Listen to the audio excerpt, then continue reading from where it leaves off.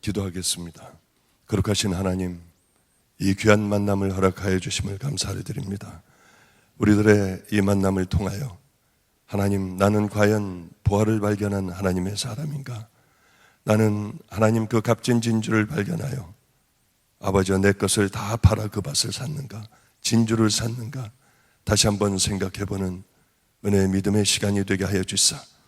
아버지, 그렇지 못한 삶을 살았다면 하나님, 지금 돌아서 주님 나라를 향하게 하여 주시고 다 팔아 그 밭을 살 수 있는 은혜를 베풀어 주시옵소서. 주님이 모든 것 함께 해주시기를 소망하며 구주 되신 예수님 이름으로 기도드렸습니다. 아멘, 아멘. 어제까지 집회한 게 아니라 바로 좀 전까지 집회하고 이렇게 왔습니다. 죄송합니다. 제가 목소리가 이래서 은혜를 덜 끼치면 어떨까.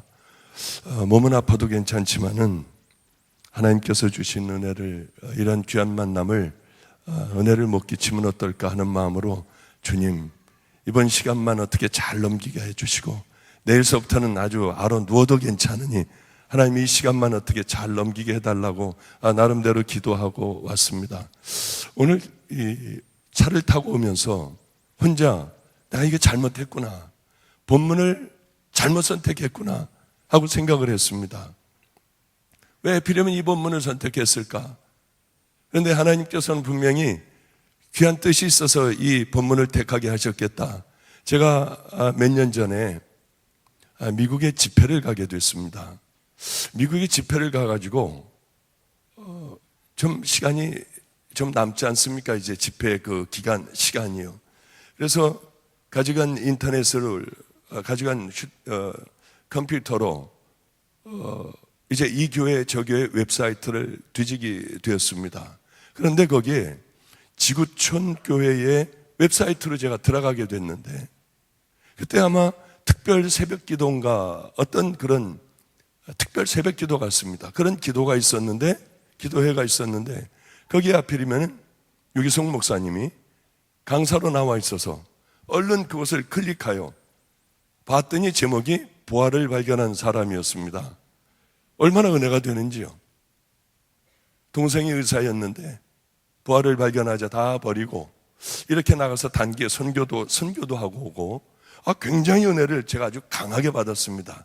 그래, 나도 언젠가는 이 본문으로 한번 설교를 한번 해봐야겠다 하는 생각을 했는데, 마침 어떤 말씀을 목사님 이렇게 이곳에 드려야 할까요? 그래서 그래, 부활을 발견한 사람 한번 해봐. 다 팔아 그 밭을 샀느니라. 왜냐하면 유기성 목사님은 한번 부활을 발견한 사람이라고 설교를 했지만 저도 자존심이 상하잖아요. 그래도 똑같이 따라할 수는 없어서 다 팔아 그 밭을 샀느니라. 한번 그걸로 한번 해야겠다 하고 있다가 하필이면 왜 이 자리에서 제가 부활을 발견한 사람을 택했는지 지금 괜히 했다, 이 앞에 있으면서 참 괜히 했다 하는 생각을 했습니다.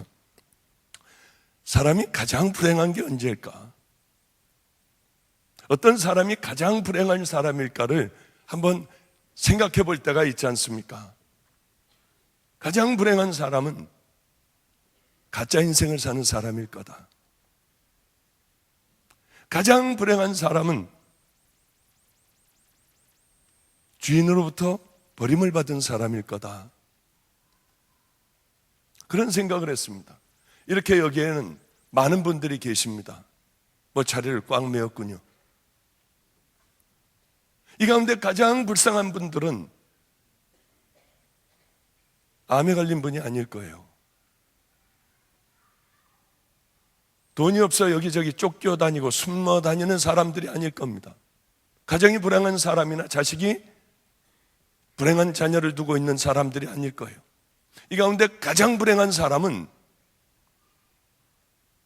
예수를 믿는다고 하지만 예수님과 나와는, 십자가와 나와는 전혀 관계없는 그 인생을 살아가는, 그리고 앉아 예배를 드리는 사람들이 또 더러운 모든 죄악들을, 세상의 모든 세상의 사람들이 짓고 있는 그 죄들을 가지고 있으며 더러운 음란과 탐욕과, 아니 세상 사람들보다 못한 죄를 마음에 품고 있고 붙들고 있으며 끊어버리지 못하고 예배를 드리는 사람들이 아닌가 그런 생각을 저 스스로 했습니다. 여러분들 잘 아시지 않습니까? 제가 여기 벌써 여러 번 왔습니다. 제가 예수를 안 믿은 이유는 목사의 아들로서 예수를 안 믿은 이유는 단 하나입니다. 어렸을 때서부터 시작하여 교회에 있는 그 싸움판들, 막 서로 미워하고 싸우고 소리 지르고 끌어내고 하는 그걸 보며 이건 다 가짜구나. 제가 초등학교 4학년 5학년 때 가짜라고 하는 것을 하나님은 없구나, 이건 다 거짓말일 거야, 정말 천국과 지옥이 있다면 이렇게 살아갈까, 이건 다 가짜야 하고 초등학교 4학년 때 이미 마음의 결단을 하고 이건 없다고 생각했습니다. 이런 일은 없을 거야. 사람들의 싸움을 보며 몇 년 동안 저는 예수를 안 믿었나. 목사의 아들로 태어나 무려 39살까지 저는 예수를 안 믿었어요. 있을 리가 없다고 생각을 하고 살아왔습니다. 그런 불행한 삶을 살았어요. 그러나 하나님을 만나자마자 제 속사람은 변화됐습니다. 많은 돈을 소유하고 있었어요. 다 팔아. 저는 정말 제가 가지고 있는 모든 재산을 다 팔았어요. 의사 면허증, 병원 원장 이런 건 제게는 더 이상 아무 의미가 없었습니다. 정말 그분을 발견하자마자 다 팔아버렸어요. 너는 내 종의 길을 갈 것이야. 의심하지도 않았습니다. 바로 집으로 가 모든 자격증, 면허증 다 팔아버렸어요. 가지고 있는 재산들도 다 팔아 가난하고 병든 사람들에게 다 나눠주고, 이 길로 들어온 지가 벌써 23년 됐나요?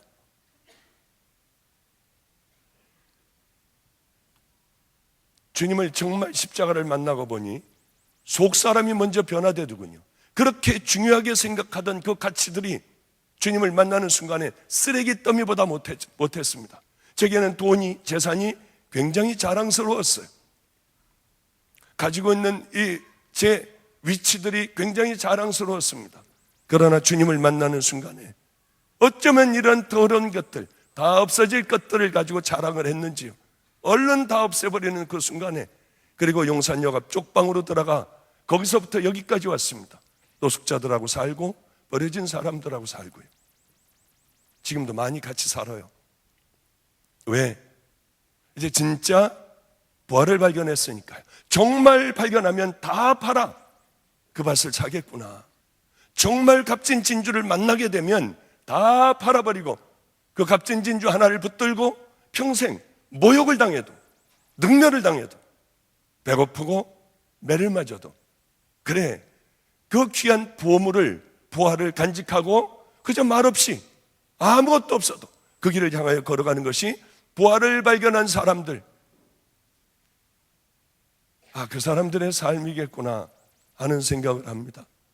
벌써 그렇게 30대 후반에 그 부활을 발견하고 정신없이 이 길을 걸어오다 보니 벌써 60이 훨씬 넘은 그런 사람이 되어버렸어요. 도대체 시간이 얼마나 어떻게 갔는지 모르겠더군요. 제가 안성에서 그렇게 고생을 하며 먹을 것이 없고 깡패 애들, 버려진 애들하고 사니 두들겨 매맞기도 하고 그러던 시절이었습니다. 한 번은 이렇게 길을 걷는데 조금만 나가면 논밭이니까요. 거긴 한 5분 7분만 걸어가면 논밭입니다. 그런데 벼를 다 걷어들이고 난 후에 거기에 텐트 하나가 세워졌어요. 저 텐트는 뭘까 하고 이제 한참을 걸어가다 보니 개를 잡아주는 곳이었습니다. 개를 끌고 오면 개를 잡아주는 곳이요. 그리고 껍질을 이렇게 벗겨서 그 고기만, 개 고기만을 이렇게 주는 그런 곳이었어요. 재밌는 광경은 하나를 보게 됐습니다. 지나가다가 보니까 어떤 아저씨가 자전거에 이 망으로 된 곳에 개 한 마리를 집어넣고 이제 그 개를 잡아주는 집으로 가고 있었습니다. 전 이제 저거 어떻게 하려나 하고 가다가 걸음을 멈추고 그 광경을 가만히 보는데 아저씨가 개를 끌어내려고 하는데 자전거가 다 넘어지고요. 그 망 안에서는 개가 이를 드러내고 허옇게 드러내고 안 가려고 벌써 버티고 있었습니다. 눈에서는 퍼런 불이 나오고요. 저 개도 자기가 조금 있으면 죽는다는 걸 아는구나. 그러니까 아저씨가 이 철장을 딱 발로다가 이렇게 대고 개 목건을 끌어내니까 안 나오려고 하다가 개는 그 철장에서 나오게 됐습니다. 그런데 이를 드러내고 이 주인인지 뭔지 모르지만 물려고 하니까 개끈을 이렇게 잡고 멀찍이 떨어뜨려 놓고 소리를 질렀어요. 아저씨, 아저씨. 그 텐트에서 녹색 장화를 신고요. 그래서 면장갑 하나를 낀 키가 작달막한 아저씨가 하나가 나왔습니다. 나오더니 다른 얘기 안 해요. 이 개가 물지도 모르는데 하나 두려워하지도 않아요. 그냥 막 이를 드러내고 있는 그 개에게 가니까 개는 꼬리를 내렸습니다. 뭐 별로 두려워하지도 않고 가가지고 개 목덜미를 딱 잡고 끈을 달라고 하더니 일로 와 해가지고 끌고 가는데 개가 대소변을 보더군요. 이 아저씨 앞에서 꼼짝 못하고 대소변을 보며 끌려 들어갔어요. 아니, 어떻게 저렇게 개가 물려고 하던 개가 어떻게 저렇게 꼼짝없이 끌려갈까? 이 아저씨를 개가 알아본 거예요. 이 아저씨가 누군지를 안 거예요. 이미 다 이 아저씨 손에 붙들렸을 땐 다 포기하고 개가 있었습니다. 그 이상의 장면은 보기가 괴로워 저는 그냥 제가 가던 길을 걸어가며 이런 생각을 했어요. 우리들이 만약에 하나님의 심판대 앞에 서는 그날이 있게 되면은 우리가 예수를 정말 만나 가치관이 속사람이 변화되고 믿음의 좁은 길을 잘 걸어간다고 하면 우리에게는 참으로 행복한 주님의 심판대 앞에 서는 그날이 되겠으나 겉모습은 예수를 믿지만은 속사람이 가짜인 가짜의 인생을 살아갔다면 우린 저 개꼴 나겠구나 하는 생각을 하게 됐습니다. 여러분, 가짜는 정말 무서운 거예요. 이 세상에 다른 가짜들은 괜찮습니다. 다른 가짜들은 괜찮지만 신앙의 가짜가 있어서는 절대로 이건 되지 않는 거예요. 왜냐하면 그것은 영원히 관계되어 있기 때문에요. 제가 어느 날 기도를 하고 있었습니다. 그날은 왠지 기분이 이상했어요. 자꾸 기도를 하는데 왜 이럴까 내가. 자꾸 이상하게 정신을 놓을 것 같은 그런 상태가 됐습니다. 기도를 하는데요. 내가 왜 이럴까 하다가 정신을 차리고요. 이러면 안 되지 않은데 자꾸 기도가 깊어지고요. 그리고 자꾸 이상하게 왜 이럴까 하면서 자꾸 거부를 하며 제 평생에 처음 있었던 그런 날이었습니다. 그러다 그만 저는 깊은 기도로 들어가게 됐어요. 사람들은 천국을 갔다 왔다, 지옥을 갔다 왔다 그런 얘기를 많이 하는데 전 그게 이상하게 제 생각에는 유치했습니다. 왜 저런 얘기를 할까? 성경에 있는 얘기만 하지 왜 개인적인 체험을 얘기를 할까? 저건 검증되지 않은 것인데 그런 걸 얘기하면 안 되잖아. 근데 어쩔 수 없이 오늘 제가 그 얘기를 한 토막을 해야겠어요. 저도 모르게 그만 그렇게 거부를 하다가 깊은 기도에 빠지게 됐습니다. 그런데 이상하게 시커먼 강물이 큰 어마어마하게 넓은 바다 같은 강물로 시커먼 무엇들이 한 군데를 향해 흘러가고 있었어요. 저건 뭘까? 점점 가까이 가보니 검은 옷을 입은 사람들이었습니다. 목은 푹 머리를 숙이고 있었기 때문에 마치 사람들이 전체가 다 목이 없는 것 같았어요. 이 사람들은 자기들이 갈 곳을 알고 있는 듯 했습니다.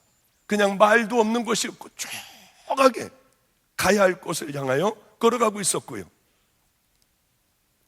그리고 그 검은 사람들과 이렇게 섞여 있는 색이 있었는데 하나는 회색이었습니다. 회색 옷을 입은 사람들이 또 수도 없이 많은 사람들이 그곳을 향하여 걸어가고 있었어요. 제가 주님에게 묻는데 말로 묻는 것도 아니고 그냥 마음으로 이렇게 물었어요. 마음으로 물으니 마음으로 다 알겠더군요. 주님은 울고 계셨고요. 주님, 저 검은 옷을 입은 사람들은 뭐고 회색 옷을 입은 사람들은 뭔가요? 주님이 제 마음에 이렇게 금방 알게 됐어요. 검은 옷을 입은 자들은 세상의 자들이다. 회색 옷을 입은 자들은 나를 안다고 하는 예배를 드리는 자들이었으나 진정 거듭나지 못한 자들이다. 아, 맞아. 제가 주님을 처음 만났을 때도 그러셨어요. 하나님 앞에 여쭙습니다. 하나님, 나 같은 더러운 자를 왜 택하셨어요? 내가 얼마나 더럽고 악한 짓을, 돈을 가지고 얼마나 악한 짓을 했는지 아시잖아요. 우리 부모라도 저의 죄를 알면 다시는 저를 보지 않을 거예요. 왜 저 같은 죄를, 이 세상을 다 만드셨다면 다 아실 텐데 왜 저 같은 죄인을 왜 부르셨어요? 얼마나 좋은 사람들이, 젊은 청년들이 많을 텐데 하필이면 음란하기가 짝이 없고 돈으로 더러운 모든 짓을 다 한 저 같은 자를 부르셨어요 하며 마가의 다락방 기도원에서 그렇게 울고 있었습니다. 눈을 들어라. 눈을 들었을 땐 십자가가 보였어요. 얼마나 울었겠습니까? 제 마음에는 이런 음성이 들렸어요. 하나님이 세상을 이처럼 사랑하사 독생자를 주셨으니 이는 저를 믿는 자마다 멸망치 않고 영생을 얻게 하려 함이니라. 얼마나 울었겠습니까? 하나님, 그럼 제가 하나만 물어보겠어요. 딱 하나만 여쭤보겠어요. 제가 어렸을 그때 교회 안에서 그렇게 싸우던 사람들은 뭔가요? 그 난장편을 피우고 싸우던, 매일 그렇게 싸우던, 매주일 싸우던 그 사람들은 뭐예요? 그러면 주님은 그 말씀을 하셨습니다. 가짜다. 그래서 저는 크리스찬 중에 가짜가 있다는 걸 알았습니다. 수도 없는 많은 내 자녀라고 하는 자들이 가짜다. 얼마나 많은 종이라고 하는 자들이 가짜인 줄 아니? 그때야 비로소 가짜인 줄 알았어요. 내가 그들을 높여주면 그들은 다 내 영광을 차지했고 모든 것들을 소유하게 됐다. 너는 안 그럴 수 있니? 슬픈 목소리로 저에게 여쭤보셨습니다. 저는 이렇게 주님 앞에 얘기했어요. 주님, 제가 주님을 만나고 주님의 종이 되어 이 길을 가는데 주님의 영광의 자리에 제가 앉아있고 십자가의 자리에 제가 앉아있고 더러운 것들을 탐하는 자가 된다면 저를 죽여버리세요. 그렇게 하시면 저는 이 길 가겠습니다. 제가 주님을 만나 십자가를 만나 새로운 믿음의 종이 되었는데 만약에 그것을 탐한다면 길거리에 쳐 죽은 개나 고양이나 뭐가 다르겠습니까? 이 땅에 살아있는 동안은 물론 숨을 쉬고 살 수 있겠지만 그거는 개나 고양이, 죽어있는 개나 고양이나 같은 삶을 살다가 주님의 심판대 앞에 서는 것 아니겠습니까? 제가 그럴 땐 저를 죽여버리신다면 전 이 길을 출발하겠어요. 주님 앞에 그렇게 약속했던 기억이 납니다. 그래요. 수많은 내 자녀라고 하는 자들과 내 종이라고 하는 자들이 가짜다. 여러분, 혹시 우리는 거기에 속하지 않나요? 나는 한번 물어보십시오. 나는 그리스도의 보혈로 정말 깨끗하게 씻겨지고 그 씻겨지는 거 너무 쉽습니다. 내가 죄인인 걸 깨닫는 거예요. 그 죄를 버리는 겁니다. 이제 악한 그 죄를 놓아버리는 거예요. 그리고는 그 길을 걸어가다 우린 돌아서 십자가를 향하여 예수님이 기다리고 계신 그 좁은 길을 향하여 걸어가면 그것이 바로 흰옷 입은 믿음의 자녀들이 될 수 있는 겁니다. 생명책에 기록된 하나님의 자녀들이 될 수 있는 것 아니겠습니까?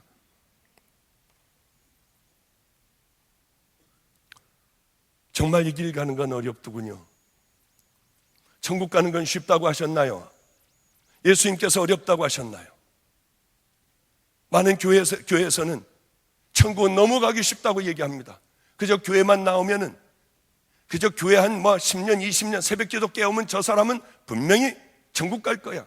새벽 기도를 20, 30년간 다녀보십시오. 교회를 여러분들이 아무리 오래 다녀보십시오. 여러분들이 신학을 하여 목사가 되고 또 헌금 많이 하고 장로가 되고 모든 고난을 누릴 때 여러분은 천국 간다고 생각하십니까? 그렇지 않습니다. 절대로 그렇지 않습니다. 십자가의 보혈로 씻겨지고 잡고 있는 그 죄들을 놓고 믿음의 그 길을 걸어가지 않는다면 우린 다 지옥 가는 자들입니다.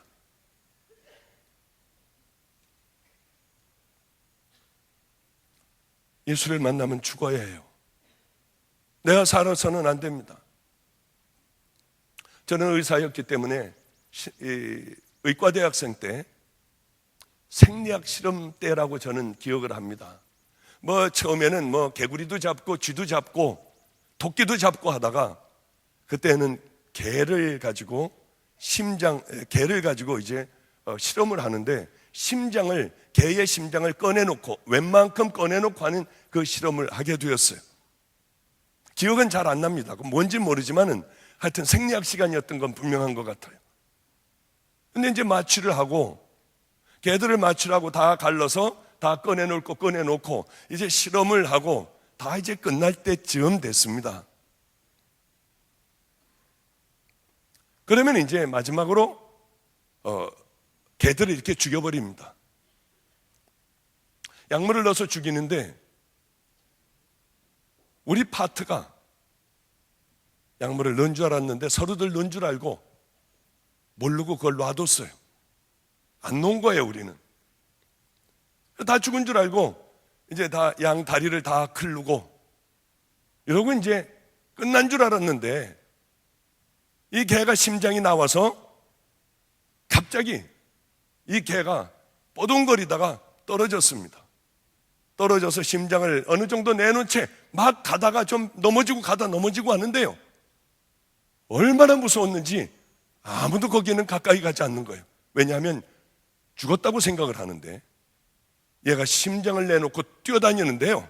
뛰어다니는 건 아니지만 가다가 넘어지고 하고 눈에서 불이 나오는데 얼마나 무서웠는지 몰라요. 요즘은 그 생각을 하며 가끔 웃기도 합니다. 그래, 예수를 믿으며 죽었다고 하며 우리는 살아 돌아다닌다고 하면 그 개꼴이 되겠구나. 무서운 개꼴이 되겠구나 하는 생각을 해요. 저는 주님을 만나고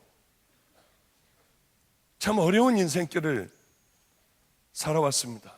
우리 아이들에게 많은 버려진 아이들하고 함께 살며 아이들에게 늘 얘기하던 것이 어린아이들이 벌써 이제는 다 컸어요. 결혼한 아이들이 8명이나 돼요.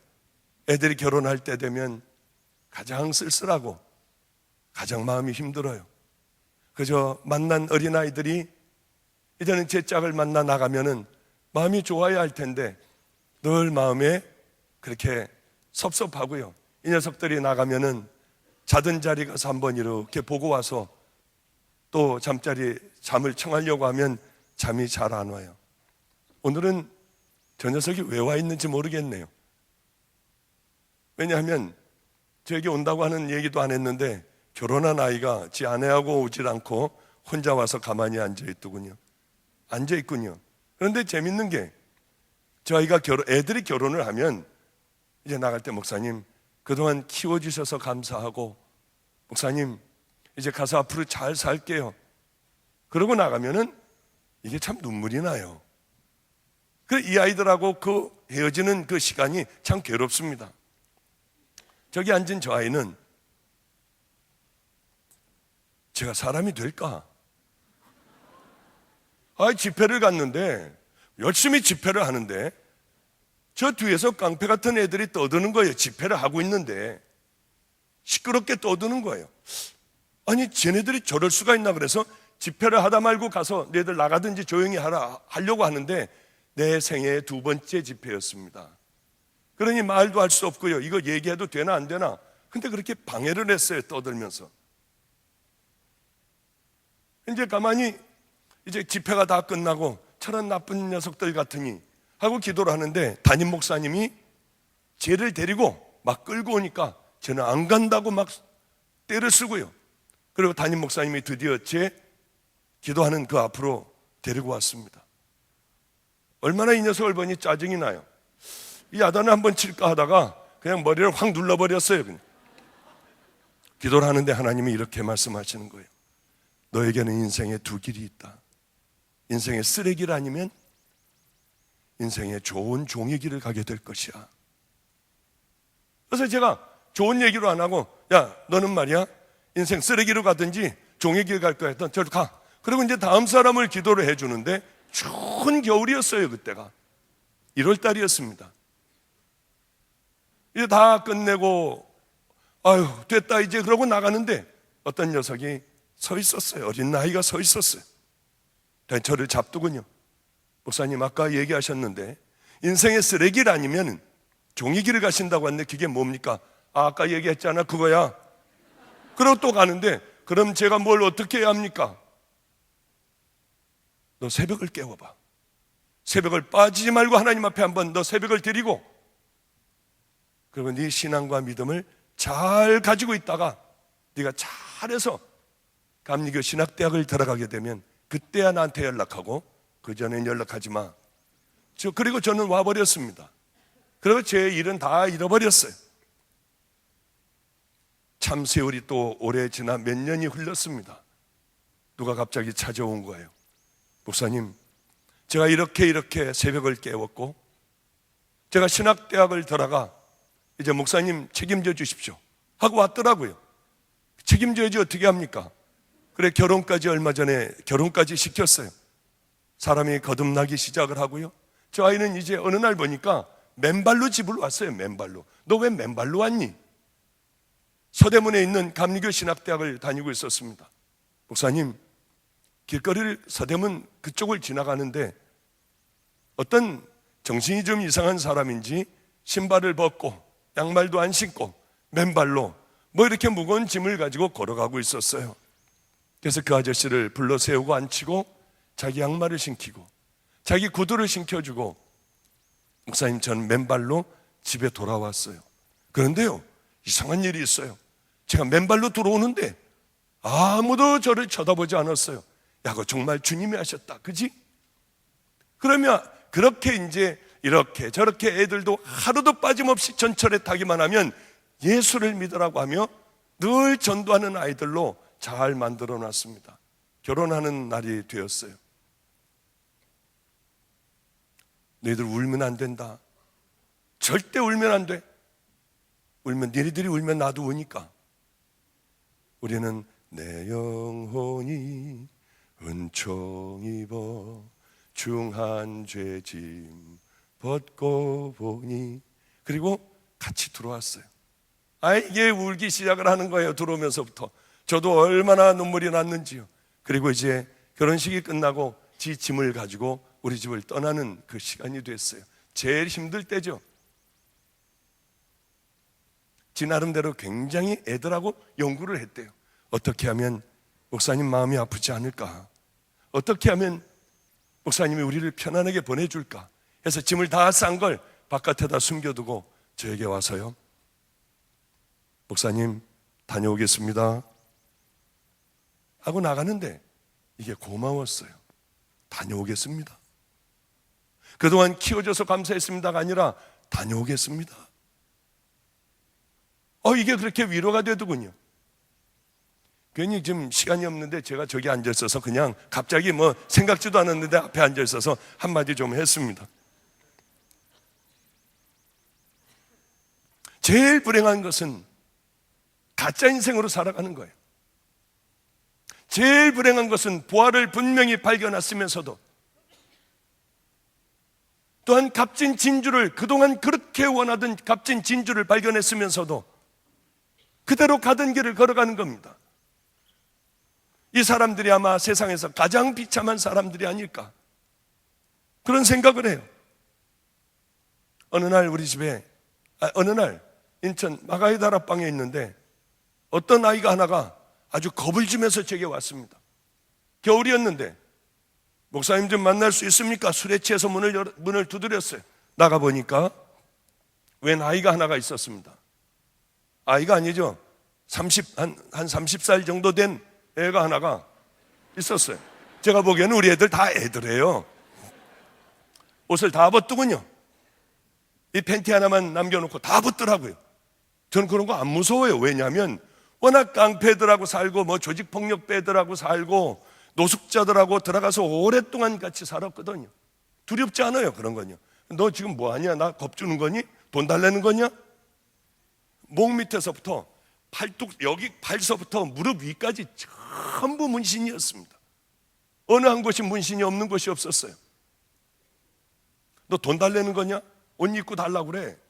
그랬더니 얘가 뭐라고 하느냐면, 전 평생 이러고 교도에서 살고 초등학교 때서부터 전 구두 닦기 하고 이거 하고 모든 죄를 다 저지르고 지금까지 살아왔대요.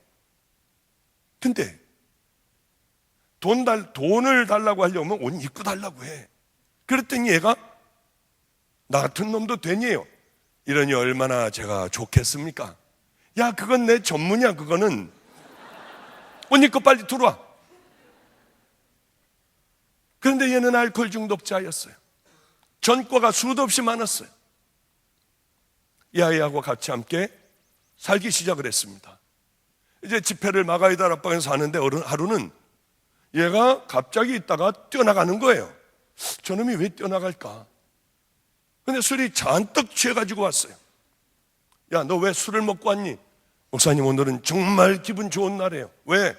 아니, 집회를 하는데 이상하게 머리서부터 뜨거운 게 떨어지고 시작을 하고 혀가 돌아가더니 이상한 말이 나오기 시작하고, 야, 이게 은혜 받은 거구나 해서 기분 좋아서 한 잔 나가서 하고 왔대요.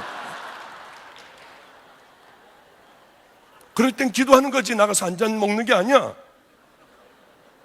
이 아이는 저 산 위에 올라가서 그렇게 주님 주님 아버지를 부르며 그렇게 기도를 했어요. 밤에 자면은 그 아이의 부르짖는 소리에 가만히 드러누워있던 눈물이 제가 여기서 주르륵 흘러두군요.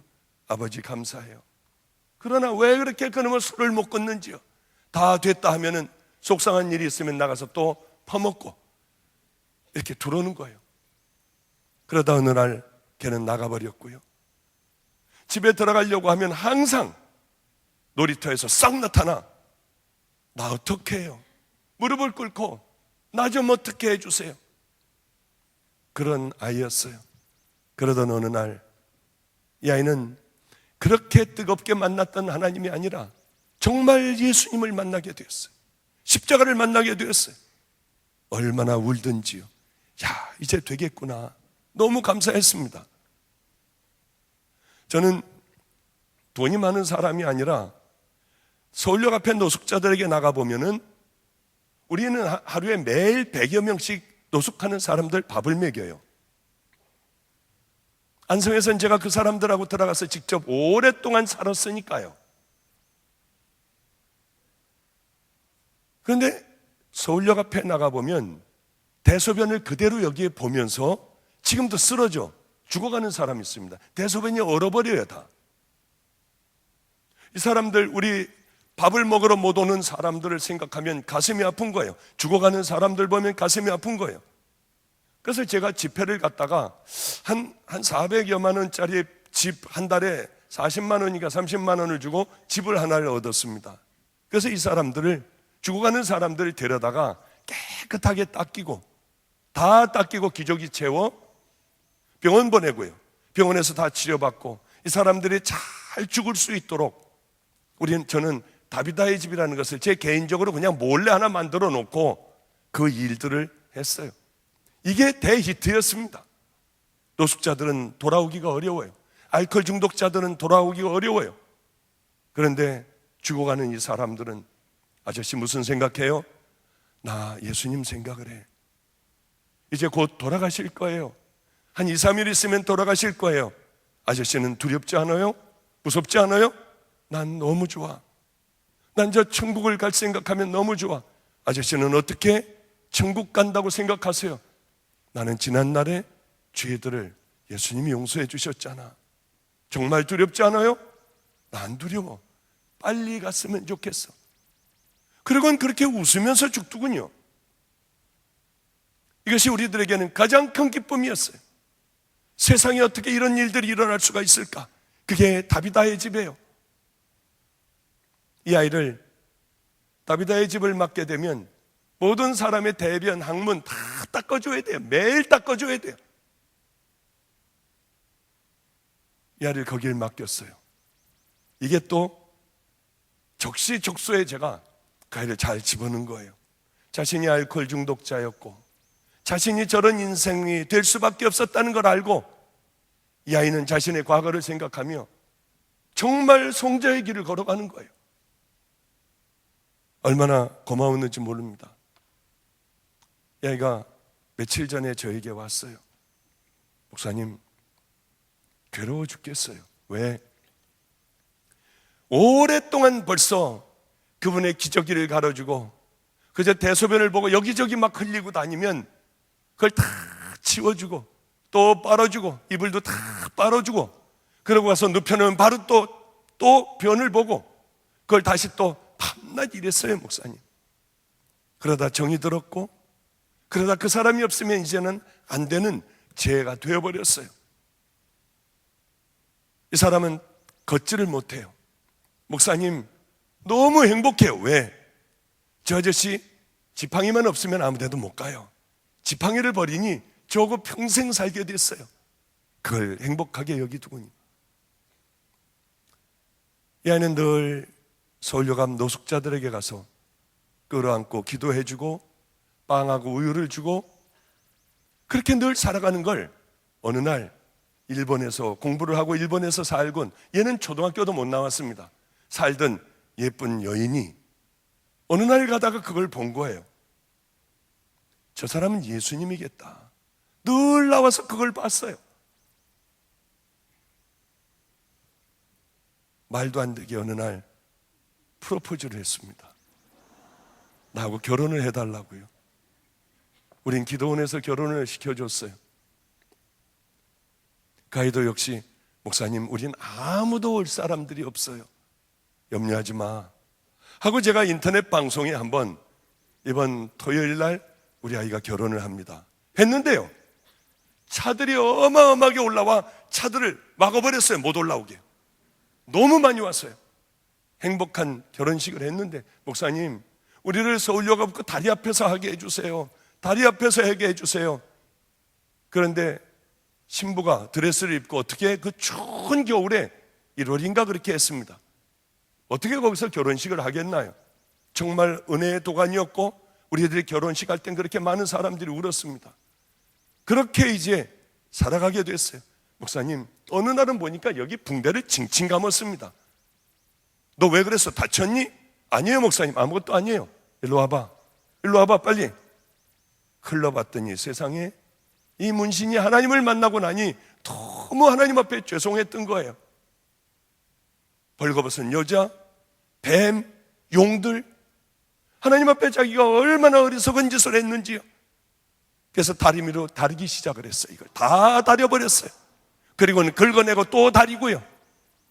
하나님 앞에 죄송했어요. 걔를 끌어안고 제가 그랬어요. 얘야, 겉모습은 괜찮아. 우리 주님은 네 겉모습을 보고 너를 나쁜 녀석이라고 하지 않아. 네 그 아름다운 마음, 하나님 앞에 죄송해서 다리미로 다릴 때 우리 주님은 얼마나 울으셨겠니? 얼마나 고마웠겠니? 네가 하나님을, 예수님을 그렇게 생각해 주는 그 마음을 우리 주님은 평생 잊지 못할 거야. 네 겉모습은 더럽기가 짝이 없어도 하나님은 네 겉모습을 보시는 게 아니라 네 속사람을 보셔. 속사람을 언제나 아름답게 해야 해. 예 목사님, 너 이쪽이나 이 가슴이나 등허리나 너 다시 한 번만 그렇게 찢으면 넌 나 영원히 못 보는 줄 알아. 예, 주님은 어딜 본다고?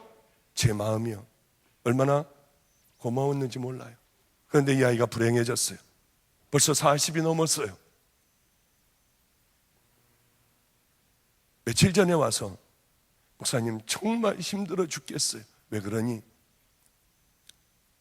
이 아저씨가 기어나가서 나무떼기 하는 것 하나를 잡고 서울역 앞으로 가버렸대요. 기저귀를 차고요. 이분은 그냥 어딜 갈 수도 없는 분이에요. 대소변을 그대로 부는 분이에요. 아저씨 가요. 제가 잘못했으면 용서해 주세요. 아니야, 난 이렇게 살다가 죽을 사람이야. 그래서 속이 무너져 내릴 것 같더라는 겁니다. 목사님, 저 어떻게 해요? 이 일 안 하면 안 되겠어요? 종이라는 게 들으니까 정말 죽어버릴 것 같아요. 아니야. 그렇게 아저씨가 미워요. 내가 어떻게 해드렸는데. 그런 소리 하지 말고 이제 매일 식사를, 혹시 아저씨가 굶을 수 있지 않니? 매일 식사를 가지고 가. 그리고 그 아저씨를 서울역까지 가서 네가 늘 먹을 걸 드리고 네 옷을 갖다 드리고 덮을 걸 갖다 드리고 그저 사랑만 해줄 수 있겠니? 나는 그걸 못했어. 나는 안성에서 살면서 그렇게를 못했어. 내가 그게 얼마나 마음이 아픈 줄 아니? 나는 실패했어도 너는 꼭 예수님같이 한번 살아봐. 네가 만약에 나를 저 바깥에서 보는데 내가 그 사람들 대소변 다 닦아주고 기저귀 채워주고 그러던 사람이 서울역 앞으로 나를 버리고 도망갔을 때 내가 가서 그 사람 밥을 해주고 밥을 싸주고 늘 추울까봐 덮어주고 기저귀 갈아주고 내가 그곳에 가서 그렇게 한다면 넌 날 예수님으로 볼 거 아니야. 너는 별 볼 일 없는 일을 한다고 생각하지만 하나님 보시기에 너는 귀한 성자의 길을 걸어갈 수 있는 거야. 매일매일 아저씨를 찾아가 밥을 주고 기저귀를 갈아주고 그 아저씨를 행복하게 해줄 수 있겠니? 그 아저씨가 거기서 행복하다면 늘 찬양을 해주고 예수님 얘기를 해주고 거기서 하나님 앞에 갈 수 있도록 네가 해줄 수 있겠니? 예, 목사님, 꼭 그렇게 할게요. 어떻게 이렇게 알코올 중독자가 교도에서 살던 애들이 이렇게 됐을까요?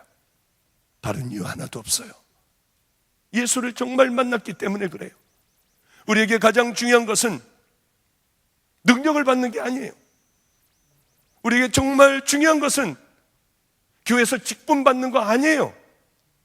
가장 중요한 것은 난 정말 예수를 만났나? 내 안에는 정말 예수님이 계신가? 나는 그 길을 향하여 걸어가는데 이 길 끝에 예수님께서 두 팔 벌리고 계실 것인가? 아니면 검은 옷을 입고 이미 나는 끝난 인생이라는 것을 알며 그 무리들과 함께 나는 그곳을 걸어가야 하는 그런 가짜가 아닌가 생각해 봐야 되지 않겠습니까? 목사님하고 좀 전에 얘기를 하며 이제 목사님도 한갑이 가까운 모양이에요. 저는 한갑이 넘었거든요. 사실 목사님이 한갑이 돼야 되고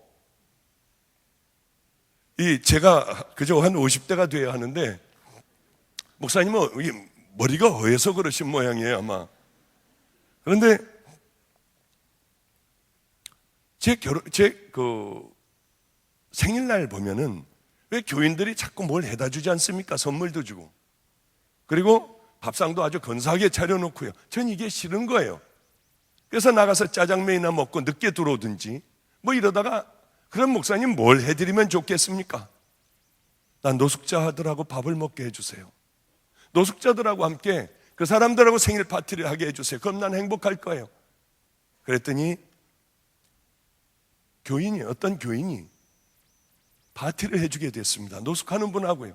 저는 마가이다락방에서 집회를 하고 또 우리 부목사가 얼른 목사님 빨리 가셔야 돼요. 저를 끌고 가서 이제 가봤더니 우리 노숙자 아저씨들이 잔뜩 서 있더군요. 목사님 저 아주 손님들이라고 그럽니다. 우리는 손님들 앞에 가서 서세요. 그래서 섰어요. 가만히. 키보드 반주가 나오기 시작을 했고요. 이 아저씨들은 뭐 예수도 안 믿잖아요. 그래서 잠깐 밥 먹기 전에 예배 드리는 것 외에는 없지 않습니까? 이 아저씨들이 갑자기 찬양을 했어요. 제가 세상에서 제일 좋아하는 찬양을요. 이 아저씨들이 하는 거예요. 내 영혼이 은총 입어 중한 죄짐 벗고 보니 슬픔 많은 이 세상도 숨이 막히더군요. 여러분들이 하는 것이 아니라 세상에 버려진 가장 천한 분들이 이 찬양을 저에게 해줬어요. 눈물이 얼마나 나는지 자꾸 하늘을 봤습니다. 1절, 2절을 하고, 이분들도 어디서 많이 봤는지 3절 들어가기 전에 이렇게 했어요. 하나님이 세상을 이처럼 사랑하사 독생자를 주셨으니 이는 저를 믿는 자마다 멸망치 않고 영생을 얻게 하려 함이니라. 세상이 다 내 것 같았어요. 제가 얼른 기도했습니다. 하나님, 저 찬양과 저 성경 구절의 고백이 저 사람들의 신앙 고백이 되게 하시고 진정 주님을 만나 그렇게 살아가게 해주세요. 얼마나 행복했는지 몰라요. 정말 행복하더군요. 그게 요 전전 생일이었습니다. 그런데 이번 9월 15일은, 요 바로 전 9월 15일은 제 한갑이었어요. 한갑이면 또 이거 골치 아프잖아요, 교회에 있으면은. 그래서 중국에 험한 데로 들어가서 거기서 제 한갑날 보니까 밥을 뭘 먹었냐면 아침은 굶고요. 한갑날이요. 멀건 죽을 써줘서 죽을 훌 들이킨 게 점심이었어요. 저녁도 역시 장아찌에 죽이더군요. 그래서 그 죽도 다 마신 게 제 한갑 잔치였어요. 중국 사람들을 놓고 거기서 하나님의 말씀을 전하고 또 저 시골로 들어가 다시 복음을 전하고 신학교를 다니며 복음을 전하고 그렇게 일주일 이상을 있다가 이제 비행기를 타고 돌아오는데 얼마나 기쁜지요. 세상이 다 내 것 같더군요. 많은 걸 소유해야 기쁩니까? 사람들이 저를 알아줘야 기쁩니까? 그렇지 않아요. 우리 믿음의 사람들, 정말 십자가를 만난 믿음의 자녀라고 하면 우리는 기쁨을, 예수 그리스도로부터 기쁨을 받아야 돼요. 주님의 뜻을 따라가는 그 길이 우리들에게 기쁨이 되어야 합니다. 저는 이제 은퇴를 하려고 해요. 한 1년만 있다가 은퇴를 해야겠다. 3년 후에 은퇴하기로 했는데 이게 못 견디겠는 거예요. 여기서 얘기하면 정말 큰일 나겠네요. 하여튼 어쨌든 간에 은퇴를 하려고 해요. 제 나름대로 은퇴를 준비하고 있어요. 교인들에게 얘기했습니다. 내 은퇴할 때 은퇴식이나 있다는 거 절대 하지 말아라. 어느 날 교회 그저 4번 나오다가 3번 나오다가 2번 나오다가 1번 나오다가 안 나오면은 저분은 갈 곳으로 갔구나 생각을 해라. 난 당신들에게 은퇴비 절대 안 받는다. 왜냐하면 하나님 앞에 가서 받아야지 내 이 힘든 것들을 돈으로 환산해 받기는 싫더라고요. 이건 제 생각이에요. 그냥 제 생각으로 일체 어떤 것도 어떤 명목으로 안 받고 나는 그 길이 없어지면 그 길 간 줄 알아라. 왜 그랬냐면요, 너무 그리운 시절이 하나가 있는 거예요. 노숙하는 사람들하고 쓰러져가는 집에서 폐가해서 살았어요. 저는 잠자는 것을 그분들하고 함께 자지는 않았고 저 구석에 가서 이렇게 무릎을 세우고 깍지를 끼고 그저 옆에 이렇게 벽에 기역자된 벽에 기대 자는 게 제 잠이었습니다. 꽤 오랫동안 그런 생활을 했어요. 저도 냄새가 났고요. 버스를 타면 여자애들이 저 사람 냄새 나니까 저쪽으로 가자고 해서 제가 냄새 나는 줄 알았어요. 이 사람들은 밤이면은 술 파티를 엽니다. 밤서부터 밤을 새가며 술을 먹어요. 그런데 이 사람들에게 복음을 전하면 발로 차고요, 주먹으로 때리고 숯병을 깨뜨리고 온통 난장판들을 벌리는 거예요. 그냥 기도만 하고 있을 따름이죠. 그런데 어느 날 이 노숙자들이 야 목사야 일로 와봐. 너 여기 컵으로 한 컵 소주 한 번 먹고 2분 동안 예수 얘기하겠게. 저게 너무 좋은 거예요. 이게 술 먹고 예수 얘기하는 게 얼마나 좋아요. 아니 술 먹어서 좋은 게 아니라 예수 얘기를 할 수 있는 거예요. 제가 먹을게요. 그리고 그 컵에 있는, 전 술을 잘 먹어요. 예수 믿기 전에요. 그래서 그 술을 예수를 얘기할 수 있다고 해서 확 다 마셔버렸더니 아저씨가 더러운 손으로 안주 집어줘서 안주를 먹었어요. 그리고 자 시작. 아니 아저씨 조금만요. 5초. 아니 잠깐만요. 10초. 예수님이요. 30초. 아니 우리가 죄인인데요. 1분. 아니 잠깐만요. 1분 30초. 아니 우리가 십자가의 보혈로 땡. 이거 별로다가 만 거예요. 야 이번엔 5분 얘기하게 해줄게. 너 한 잔 더 마셔. 근데 이미 저는 빈속이어서 이미 가고 있었어요. 가슴이 두근거리고 말도 잘 안 나오고 했어요. 하여튼 복음을 전할 수 있다고 하니 그래, 한 잔 더 주세요. 그래, 뭘 얘기할까? 하나님이 아담과 하와를 만드셨어. 그래, 그런데 하나님의 명령을 어기고 선악과를 따먹고 쫓겨나게 됐고, 그들은 고난을 당했고, 양과 염소를 잡아 하나님 앞에 모든 죄를 사함받았어.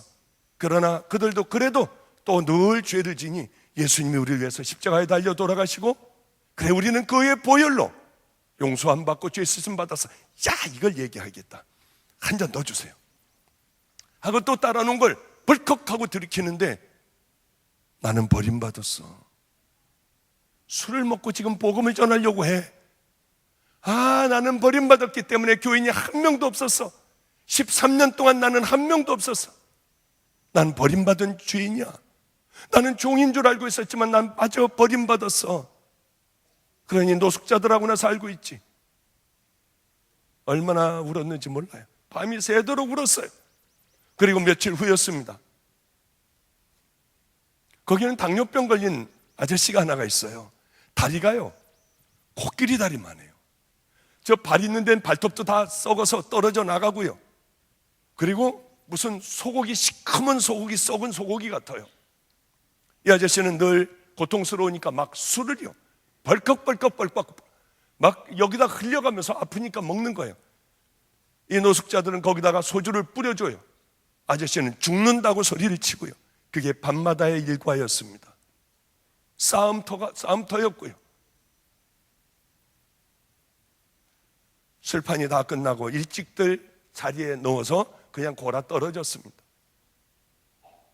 거기에는 천장에서 내려온, 길게 내려온 줄이 하나가 있고, 거기에 전구가 하나가 있는데 한 번 돌리면 켜지고 한 번 돌리면 꺼지는 것, 폐가입니다. 폐가. 근데 그날도 일찍 술판들이 끝나서 저는 제 구석자리에 가서 깍지를 끼고 이렇게 자고 있었어요. 근데 이 아저씨가, 야 목사야, 야 목사야. 예 아저씨. 불을 켜고, 그러니까 방도요 작아요. 아주 요만한 방이에요. 거기에들 그렇게 모여서 사는 거예요. 나 말이야, 지금 죽을 것 같아. 다리가 아파서. 예 아저씨, 병원 가셔야죠. 병원에 가면 자르래, 여길 다 자르래, 위까지. 돈도 없고 난 아무것도 없어. 또 니네 하나님한테 이거 좀 치료 좀 해줄래? 이거 좀 기도 좀 해줄래? 니네 하나님한테 얘기 좀 해봐. 이런데 너무 좋았어요. 그런데 저는 버려진 종이에요. 해도 안 되는 종이에요. 저 같은 게 한다고 되나요? 한 번도 저는 그런 능력을 발휘한 적도 없어요. 저는 버림받았다고 생각한 종이에요. 그 아저씨 다리를, 냄새가 굉장히 많이 나요. 그 아저씨 다리를 끌어안았어요. 왜 이렇게 눈물이 나는지 막 한참을 울었어요. 그날 왜 그렇게 슬펐는지 몰라요. 하나님, 이 다리를 나하고 바꿔주세요. 내 다리하고 바꿔주셔야 돼요. 반드시 바꿔주셔야 돼요. 그렇게 우는데 제 눈물이 아저씨 다리에 그냥 툭툭툭툭툭 떨어지는 거예요. 정말 바꿨으면 좋겠어요. 나하고 바꿔달라고 그렇게 몸부림을 치며 우는데 아저씨가, 야 그만해, 이제 그만해, 됐어, 그만해, 우지 마. 전 울면서 제자리에 왔어요. 그리고 다시 깍지를 끼고 벽에 제 머리를 대고 잤어요. 4시쯤 됐을까요? 저는 이런 간증하면요, 저 거짓말 그럴까봐 간증을 못해요 사실. 아저씨가 저를 부르는 거예요. 불을 켜고. 저는 그냥 비몽사몽간에 눈을 뜨고 봤어요. 그 아저씨였어요. 야, 내 다리 봐. 저는 난생 처음 그런 걸 봤어요. 싹 다 발톱까지 나 있고 그건 아니었지만 부기가 싹 빠져 있었고, 색깔은 거무튀튀했지만은 아저씨는 다리를 구부리고 있었어요. 나 봐. 똑바로 걷지는 않았지만 이 아저씨는 다리를 대고 걸었어요. 이것 봐, 이거. 전 가짜가 아니었어요.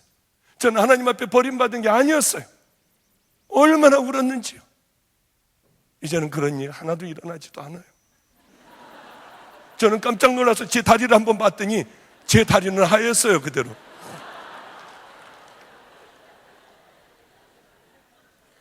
그게 그리운 거예요, 그게. 그때로 돌아가고 싶은 거예요. 매맞고 굶고 우리는 버려진 자들로 살아갔지만은 지금은 많은 사람들 이런 데 와서도 제가 집회를 하게 돼요. 기도원에도 이젠 사람들이 얼마나 많이 모이는지 몰라요. 우리 교회에도 사람들이 굉장히 많이 모여 청년들은 아예 못 들어오게 했어요, 예배. 저는 이런 행복한 목사가 됐어요. 그러나 지금이 행복한 거 하나도 없어요. 아까 목사님하고도 잠깐 얘기했어요. 나는 살아있지만 죽은 것 같다고요. 자꾸 옛날이 그리운 거예요. 옛날로 돌아가고 싶어요. 바로 그때로요. 저도 우리 아이하고 다비다의 집을 끌고 가고 싶고요. 다시 그 사람들 기저귀 채워주고 깨끗하게 다 빨아주고 그러며 살아가고 싶어요. 그래 이제 빨리 은퇴 좀 했으면 좋겠다. 교회에다가는 아직 얘기 안 했어요. 3년 후라고 했는데 올해까지만 하고 말 생각이 많아요. 아마 그렇게 될 것 같아요. 여러분 저를 위하여 기도해 주고 싶으시면은 우리 방주교회나 마가이 다락방, 인천 마가이 다락방 웹사이트로 들어오셔서요. 박보영 목사와 나눔의 사람들 한번 클릭하고 기도해 주시면은 저는 온 천하를 얻은 것 같은 기쁨일 거예요. 이제 말씀을 마치겠습니다. 이 말씀을 드리고 마칠게요. 얼마 전에 울진이라고 하는 곳에 연합 집회를 제가 갔다 오게 됐습니다. 시간이 너무 많이 남아 바깥에서 이제 성경을 붙들고 성경을 갖고 밖을 이렇게 보고 있는데 제 눈에 하나 탁 띄는 나무가 하나가 있었습니다. 감나무가 하나가 있었어요. 감나무에 다 낙엽도 떨어지고 다 떨어졌는데 감 하나가 위에 달려있더군요. 파란 하늘에 너무나도 아름다웠어요. 그런데 와가지고 까치가 한 마리가 와서 톡톡톡톡 쪼다가 날아가 버리더군요. 저는 그 장면을 보면서 깊은 생각에 빠졌었습니다. 제가 39에 하나님을 만나 저는 여기까지 오게 되었어요. 별의별 힘든 일들이 많았습니다. 간증 못하는 일들이 더 많았고요. 깡패 애들을 끌어내어 얘네들을 하나님의 사람으로 만드니 깡패 애들이 저를 끌어다 나이트클럽 지하실에 가둬두기도 하고요. 옷도 벗기기도 하고 별의별 일들을 많이 당했어요. 소망이 끊어지는 날들이 참 많았어요. 그런데 저는 여기까지 오게 된 거예요. 하나님이 인도해 주셨어요, 분명히. 그런데 저에게 많은 괴로움이 생기기 시작했습니다. 명예가 생기는 거예요. 이제는 어떻게 하면 이렇게 될 수 있다고 하는 것을 알게 되는 거예요. 사람들의 칭찬을 받으면 마치 제가 진짜 그런 것 같이 하나님에게 약속했던 주님의 영광을 제가 가로채면 죽여버리세요. 저는 길거리에 쳐 죽은 개나 마찬가지일 거예요. 제가 그 길로 향해 걸어가는 거예요. 벌써 많은 걸 가지고 누리는 목사가 되어가고 있더라고요. 주님께서 만약에 내 소원 하나만 얘기해봐라. 저는 두말할 것 없이 하나님, 매맞고 억울하고 굶고 절망 가운데 살던 안성으로 돌아가게 해주세요. 분명히 동경될 만한 것은 하나도 없습니다. 거지 같은 인생이고 버려진 인생이에요. 근데 저는 그때로 돌아가고 싶습니다. 왜냐하면 그때가 하나님에게 나는 버림받은 것 같았는데 하나님 나와 가장 가까이 하셨을 때라는 것을 이제야 이만큼 나이가 먹고 이제야 깨닫고 알게 되는 거예요. 그때 라면이라도 한 개를 가지고 8명이 먹었어요. 물을 푹 잡고요, 소금을 집어넣고요, 어린아이들은 라면 가닥을 먹이고 우리는 라면 국물을 먹으며 주님 감사하다, 그치? 오늘 먹게 해주셨어. 제때에 떨어지지 않고 아둥바둥 매달려 있는 감은 결국은 까치의 밥이 되고 만다는 것을 저는 깨달았어요. 그래, 내가 등장할 때와 내가 퇴장할 때, 이제는 내가 물러날 때야, 이것을 아는 것은 가장 귀한 것이구나. 많은 사람들은 헛된 영광을 위하여 살아가요. 나그네 같은 인생길입니다. 이렇게 살다가 우리는 주님 앞에 가야 돼요. 자기의 영향력을 놓치지 않으려고 끝까지 아둥바둥하는 그 삶은 행복한 삶이 아니에요. 전 주기철 목사님을 제일 좋아합니다. 우린 예배 드릴 때마다 항상 주기철 목사님의 그 말씀을 붙여놔요. 이 말씀을 드리고 끝낼게요. 그리스도의 사람은 살아도 그리스도인답게 살고 죽어도 그리스도인답게 죽어야 합니다. 핍박이 두려워 여러분들 예수를 버리지 맙시다. 풀의 꽃같이 시들어 떨어질 목숨을 아끼다가 지옥에 떨어질까 두렵습니다. 더럽게 무릎 꿇고 사는 것보다 차라리 죽고 또 죽어 주님을 향한 정절을 지키려 합니다. 다만 나에게는 일사각오의 결의가 있을 뿐입니다. 소나무는 죽기 전에 찍어야 푸르르고 백합도 시들기 전에 따야 향기롭습니다. 세례 요한도 33세, 스데반도 총장년의 시기에 뜨거운 피를 뿌려 최후를 마쳤습니다. 이 몸도 시들기 전에 주님의 제단의 제물이 되겠습니다. 주님을 위하여 오는 십자가의 고난을 피하고 싶지 않습니다. 오직 내가 할 수 있는 것은 주님을 향한 일사각오의 믿음과 신앙을 지켜나가는 것밖에 없습니다. 그래요. 저도 빠른 시일 내에 이제 모든 걸 내려놓기로 결정을 했어요. 그토록 꿈꿨던, 버림받았던, 그래 내 주인에게 버림받았을 거야 하던 그 시절로 목마르게 돌아가고 싶어요. 그래서 그 사람들하고 함께 하다가 주님이 부르시면 기쁘게 모든 것들을 다 이제 더 이상 남에게 나눠줄 것도 없고 더 이상 걸을 힘도 없는 그 상황에서 벌써 주님에게 그저 안기고 싶은 게 제 마음의 소망이에요. 여러분 저를 위해서 기도해 주십시오. 여러분들도 세상과 짝이 되지 않은 7천인의 바알에게 절하지 않은 믿음의 용사들이 되기를 바랍니다. 유기성 목사님 훌륭하지 않습니까? 같이 함께 그 길을 걸어가며 믿음의 용사들로 어린아이들도 청장년들도 모두 그 믿음의 용사들을 향하여 걸어가는 은혜의 자녀들 되시기를 주님의 이름으로 축복합니다. 기도하겠습니다. 거룩하신 우리 하나님, 하나님께서 또 이 집회를 꼭 필요하시기에 열어주심을 감사를 드립니다. 하나님, 세상에 속한 사람들이 되지 않게 하시고 우리는 정말 크리스찬들, 흰옷을 입은 예수 그리스도의 신부들이 되어 하나님 우리들의 남은 후반전의 삶, 아버지여 진정 하나님을 향하여 귀한 발걸음을 옮겨 하나님의 품에 안길 수 있는 믿음의 자녀들 다 되게 하여 주시옵소서. 예수님 이름으로 기도드렸습니다. 아멘.